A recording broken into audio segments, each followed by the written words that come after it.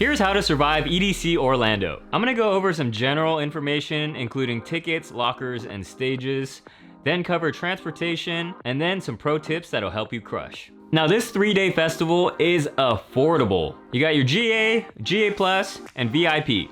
You could also lay away them for an extra $20. Now, GA Plus is a complete waste of money. You get separate bathrooms, but they're usually not that nice, and you're paying a lot extra for very small value. I would not recommend it, ever. VIP will definitely be worth it if it's in your budget. You get separate areas at 3 big stages, and there's also glitter bars, candy making stations, and just cool photo opportunities all around. Lockers are 80 bucks for the whole weekend or $30 per day. Now, these are super convenient if you're buying merch or you bring a jacket and you don't want to carry it all day long, especially if you split it with like 5 people. It's not bad at all. They're located on Rainbow Road, and they also have VIP lockers available, but you need to have a VIP ticket to use these. They come with a phone charger inside, and you're allowed to keep things overnight. So if you have like a blanket or a patch you want to just throw in there, you don't have to carry it in again. These also make for an easy meetup spot for you and your crew. So even if you don't buy a locker, you can still meet here,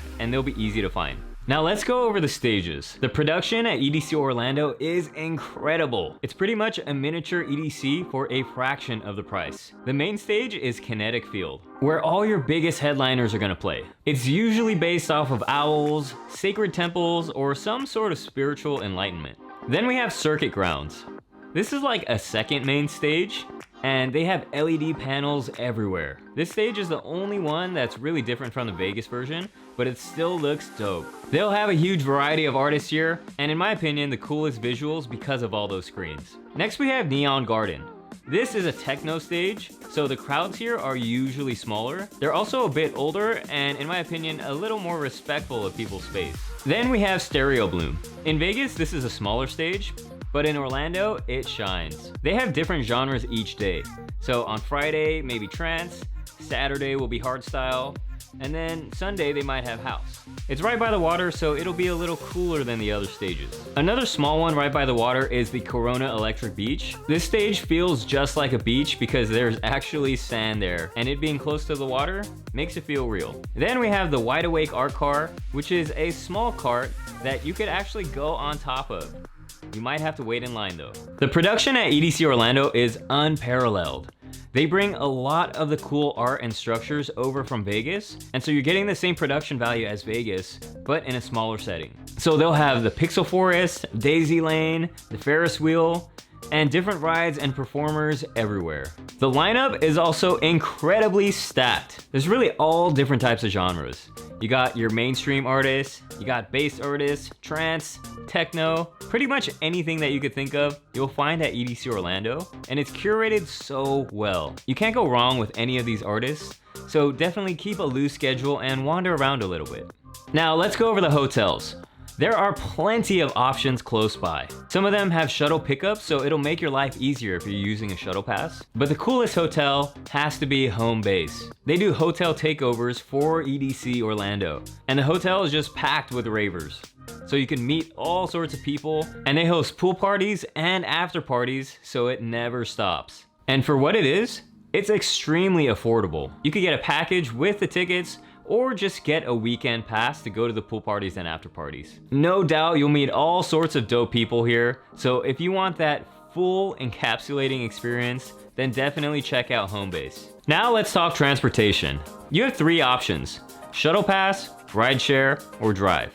Rideshare can be a complete shit show at night, especially when you're leaving at the very end of the festival. People have waited up to an hour and a half to get their Ubers, and then another hour and a half in traffic. So if you do plan on using Uber, you may have to go in early, and if you want to avoid traffic, then leave early. I never leave early though, so if you plan to stay the rest of the night, just be prepared, you're gonna have to wait. You also may have to walk a little distance to get picked up by the Uber, and some people say it's a sketchy area, but the locals say it's not that bad. Just be with a group and be vigilant of your surroundings. Driving and parking is always a good option as long as you have a DD, so please be safe and responsible if you're gonna drive. Now for some tips. Florida weather is very unpredictable, so you wanna prepare for anything. It can be pouring rain, and then it can be super hot. So just in case, bring a rain poncho. You could throw them in your bag or a locker if you get it. I also like to bring a pashmina or maybe even a jacket, just in case it gets cold. The schedule goes from 1 p.m. to midnight, and so it's kind of a marathon. You want to drink lots of water, eat something before you go so you could really energize yourself. And please be conscious of what you put into your bodies, because you want to have a good time and you want to be safe and have great memories to share with everyone. Now, in terms of theft, unfortunately, Insomniac does have a lot of bad actors, and due to the location, you're gonna have people there that are scoping you out for phones, wallets, or bags.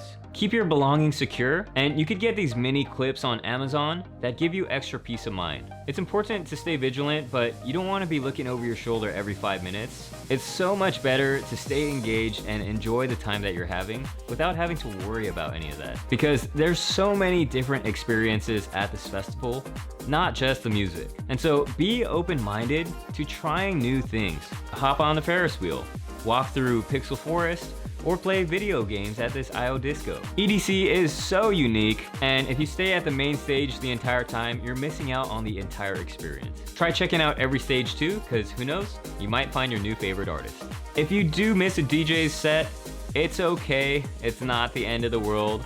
They're probably gonna be playing another festival somewhere else, and there's probably another DJ playing at the same time that's absolutely crushing it. Keeping a loose schedule has worked the best for me over the years, and almost everybody that I've missed in the past, I end up seeing later on. So if you miss someone, don't fret, because your favorite memory from EDC might be when you were just walking around with your friends. For the price, EDC Orlando is a great deal. It has the production of EDC Vegas, but the price of a much smaller festival. I highly recommend you go to EDC Orlando, and if you found this video helpful, you'll love the next one.